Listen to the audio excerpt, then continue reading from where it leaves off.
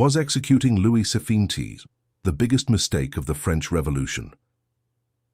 The decision that led to chaos.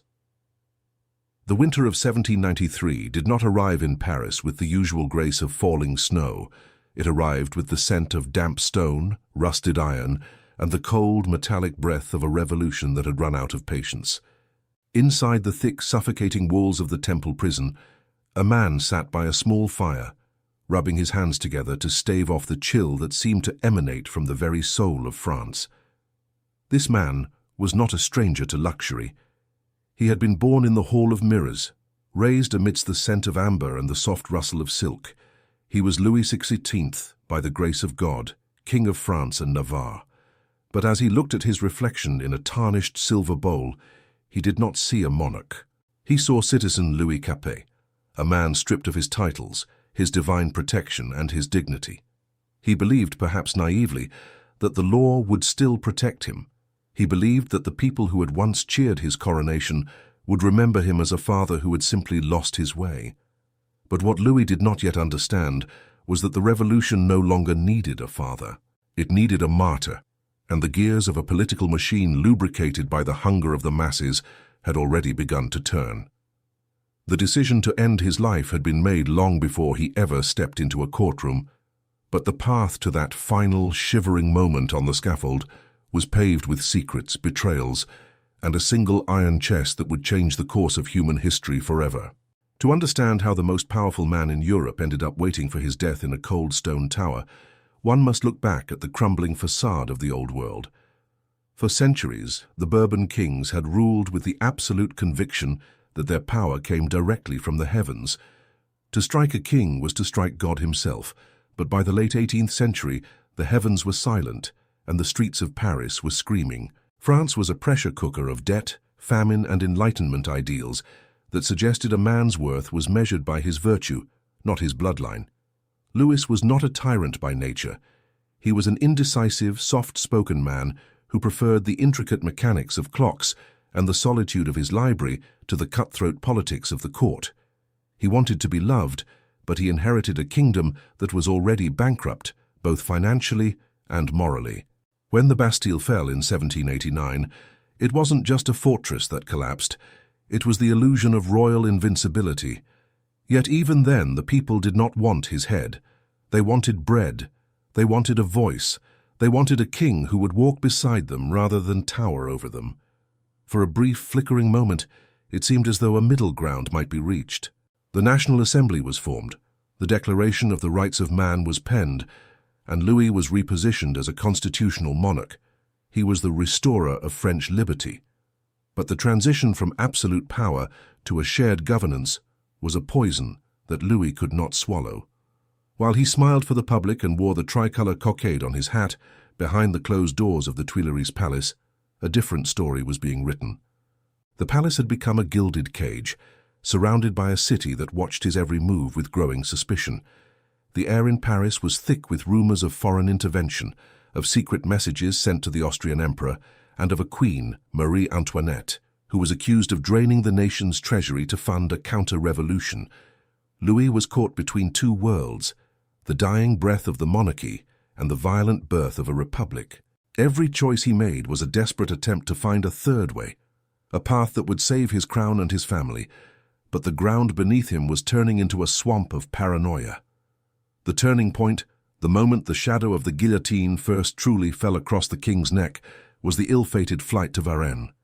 In the dead of night, disguised as servants, the royal family attempted to flee toward the border, hoping to join loyalist troops and return with an army to reclaim their authority. It was a gamble of desperation. But as the heavy carriage lumbered through the French countryside, the king's face, so recognizable from the very coins the people used to buy their meager rations, was his undoing. He was recognized by a postmaster, stopped and forced back to Paris. This time he didn't return as a king, he returned as a fugitive. The trust was shattered. The people felt betrayed by a father who had tried to abandon his children in the middle of a storm. From that day forward, the radical voices in the Jacobin clubs, led by the piercing, uncompromising logic of Maximilien Robespierre and the bloodthirsty rhetoric of Jean-Paul Marat, began to chant a new and terrifying slogan: The king must die so that the nation may live. By late 1792, the atmosphere in Paris was no longer just revolutionary. It was apocalyptic. France was at war with half of Europe, and the fear of internal traitors was driving the populace into a frenzy. The Tuileries Palace was stormed in a chaotic explosion of violence, leaving the Swiss Guard slaughtered and the royal family fleeing to the National Assembly for protection. But there was no protection to be found. The monarchy was formally abolished, and the First French Republic was proclaimed. Louis was moved to the Temple prison, a medieval fortress that felt like a tomb even before the sentence was passed. He spent his days teaching his son geography and reading Latin classics, trying to maintain a semblance of the quiet life he had always craved. He believed that if he could just explain his intentions, if he could show the deputies that he had acted out of a desire to prevent civil war, they would see reason. He was waiting for a trial, a chance to defend his honor. But the Jacobins did not want a trial. To them, a trial implied that the king could be innocent, and if the king was innocent, then the revolution was a crime. They needed to move beyond the law into the realm of political necessity. They were looking for the ultimate proof of his duplicity, something that would silence the moderate Girondins who still hesitated to spill royal blood. And then they found it. Deep within the walls of the Tuileries, hidden behind a wooden panel in a corridor near the king's bedchamber, was a secret safe made of iron.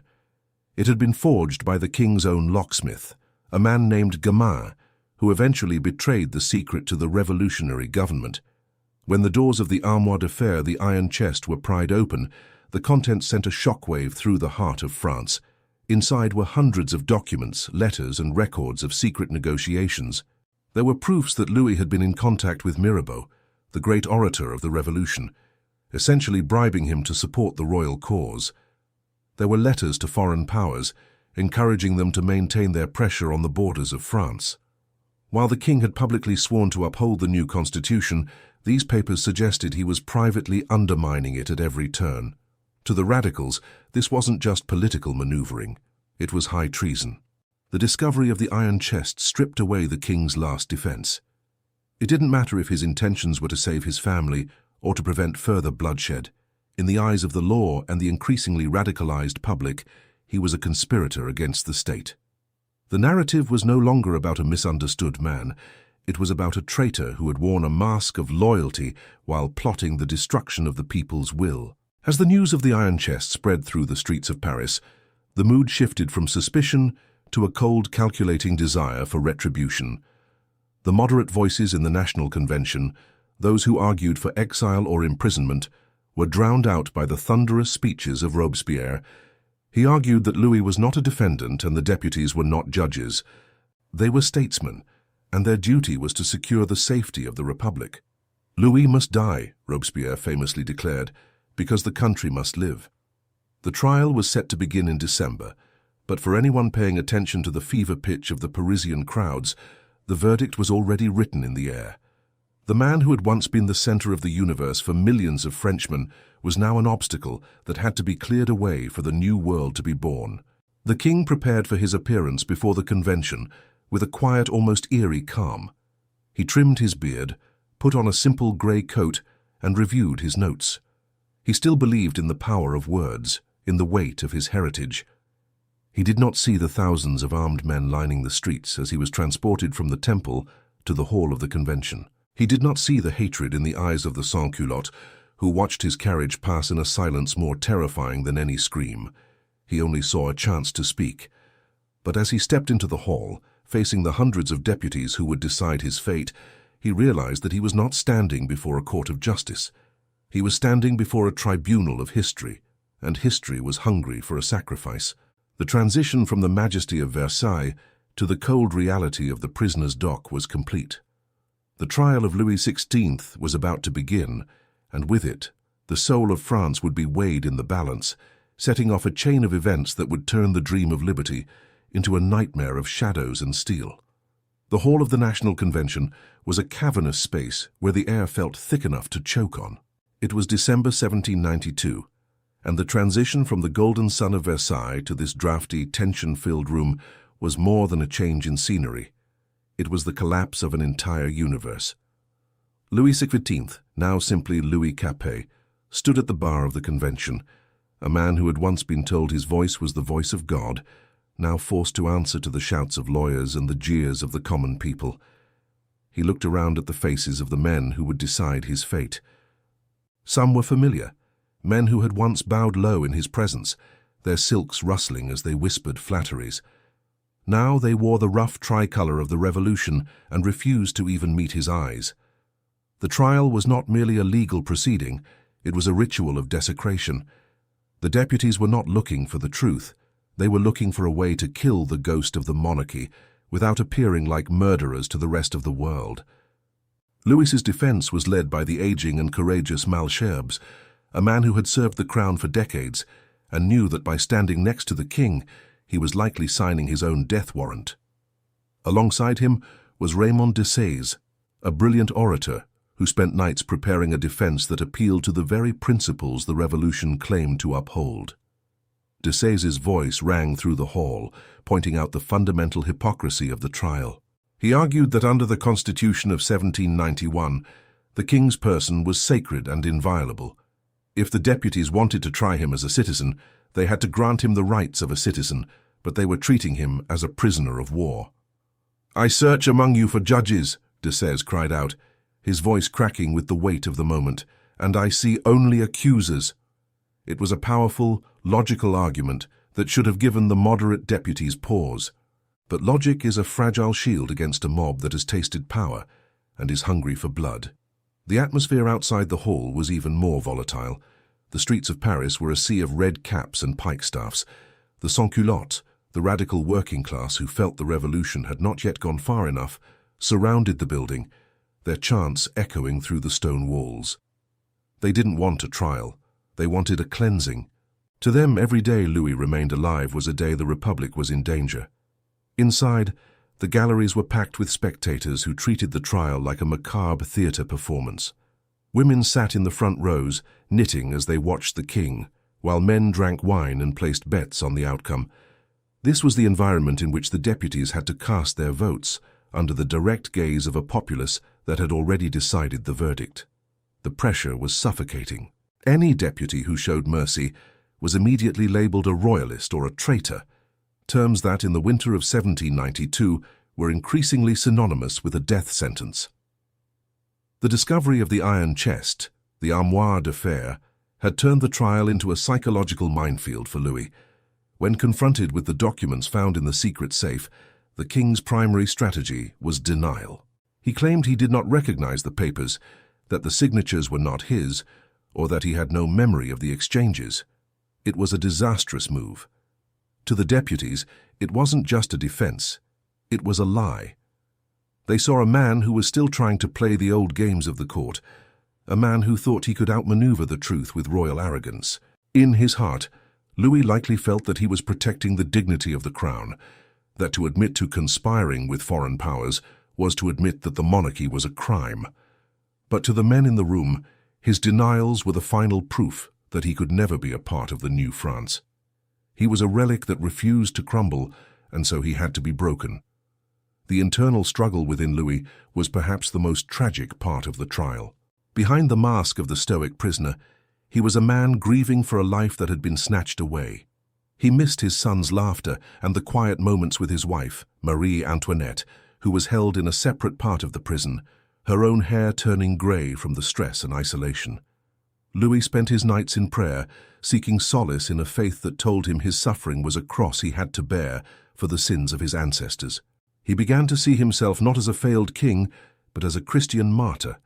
This psychological shift allowed him to maintain a strange, unsettling calm during the most heated moments of the trial. While Marat screamed for his head and Robespierre wove intricate webs of ideological doom, Louis sat still, his hands folded, his eyes fixed on some distant point beyond the walls of the convention.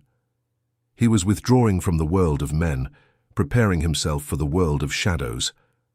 The political battle between the Girondins and the Jacobins reached its breaking point as the trial moved toward the final vote. The Girondins, the more moderate faction, were terrified of the consequences of executing the king, They knew it would trigger a total war with the monarchies of Europe. England, Spain, and the Holy Roman Empire were all watching Paris with bated breath.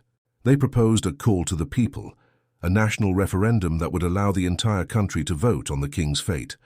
It was a desperate attempt to move the responsibility away from Paris and into the more conservative provinces. But the Jacobins saw through the tactic. They knew that a referendum would likely save Louis's life, and they could not allow that. Robespierre argued that the people had already spoken through the revolution itself.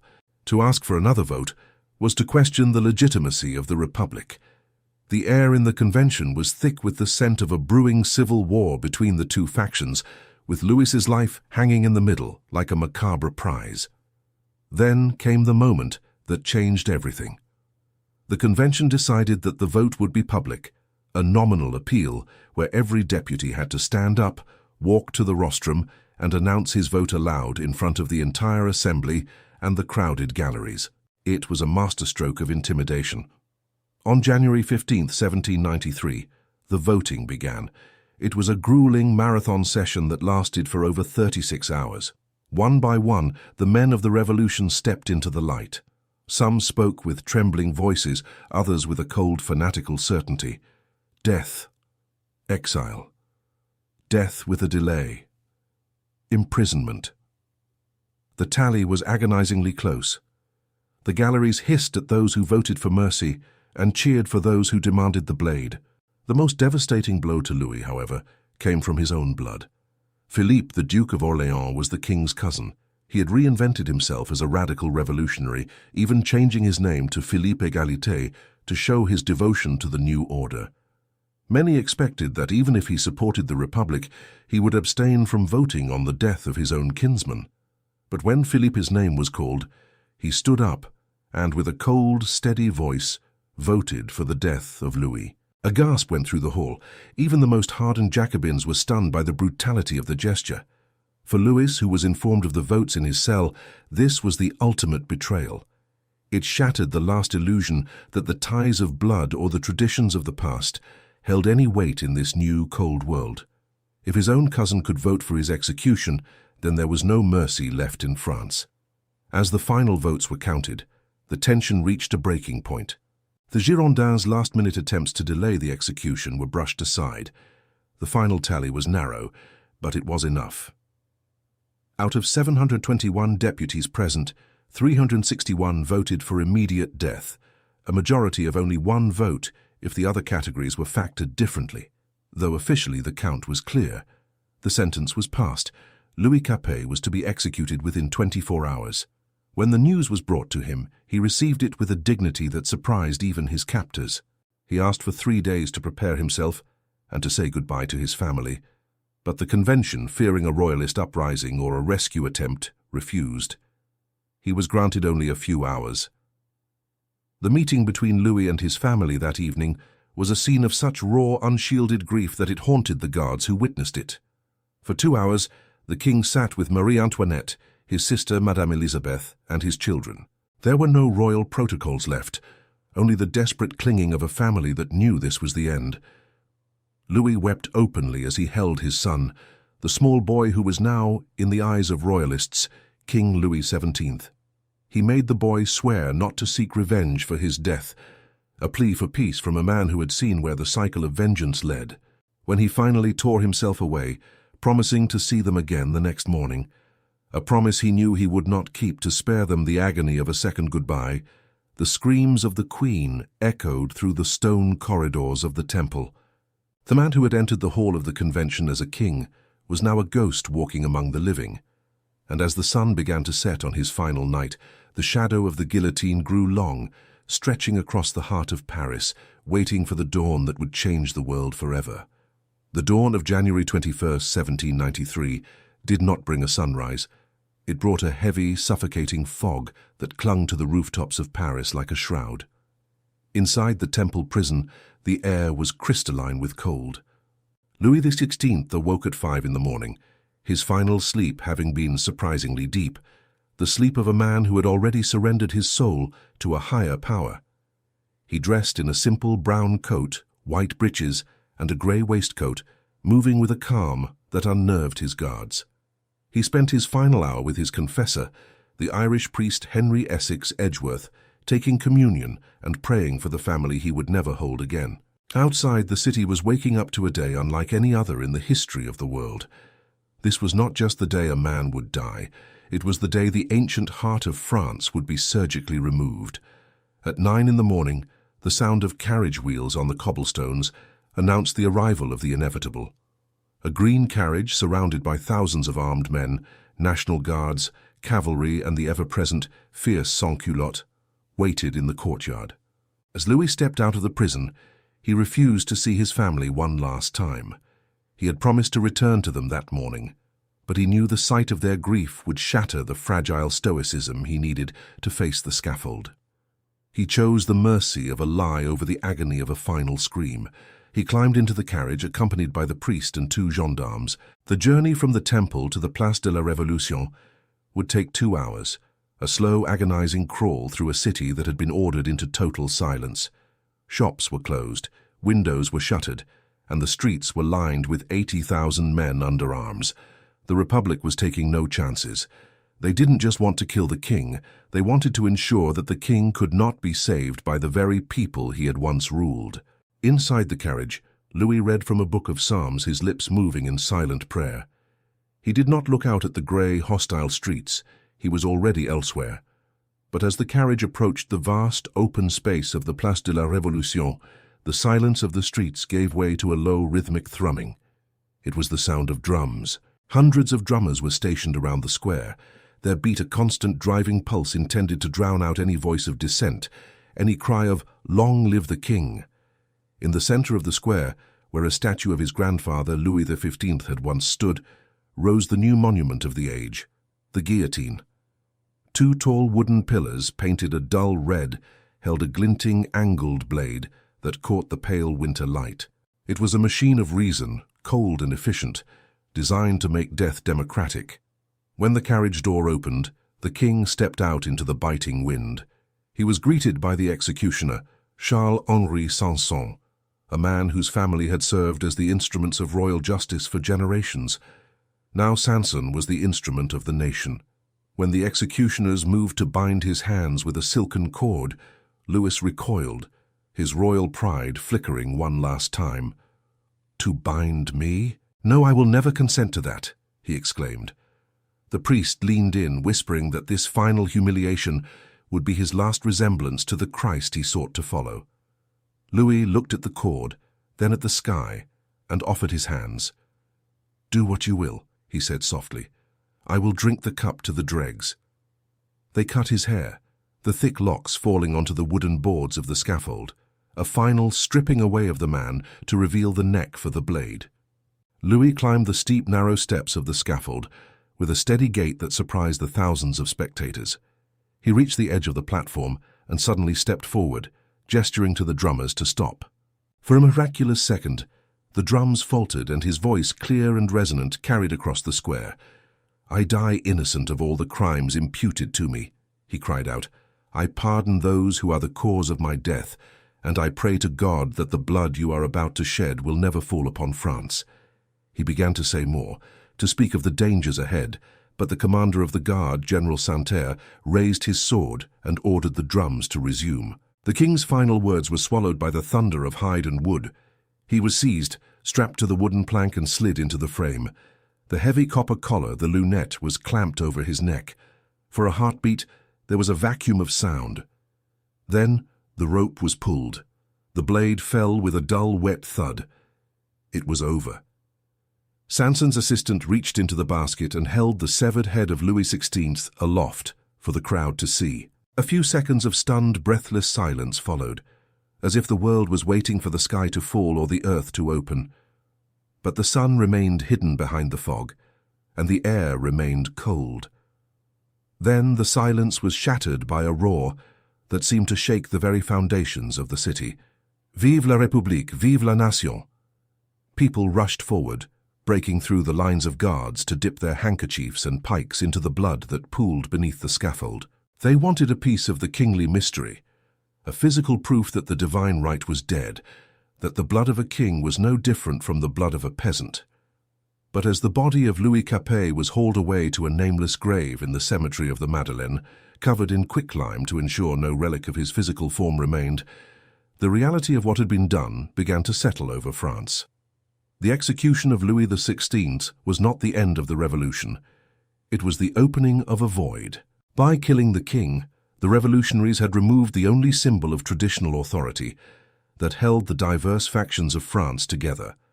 They had crossed a line from which there was no retreat. Within months, the moderate Girondins, who had hesitated to vote for death, were themselves hunted down by the radicals they had helped to empower. The armoire de fer, the iron chest that had been used to prove the king's guilt, became a symbol of the paranoia that would now consume the Republic. The death of the king acted as a catalyst for a chaos that no one could control. It triggered the Great Terror, a period where the guillotine, having tasted royal blood, became an insatiable beast. Robespierre, the man who had argued that Louis must die so the nation could live, soon found that a republic built on the scaffold required a constant stream of enemies to justify its existence. The very men who had sat in judgment of Louis, Danton, Saint-Just, and eventually Robespierre himself, would all follow him to the same red-painted boards, their heads falling into the same basket. The revolution began to devour its own children, in a frantic, spiraling search for a purity that did not exist. The moral center of the nation had been severed, and in its place was a vacuum that could only be filled by the iron will of a soldier.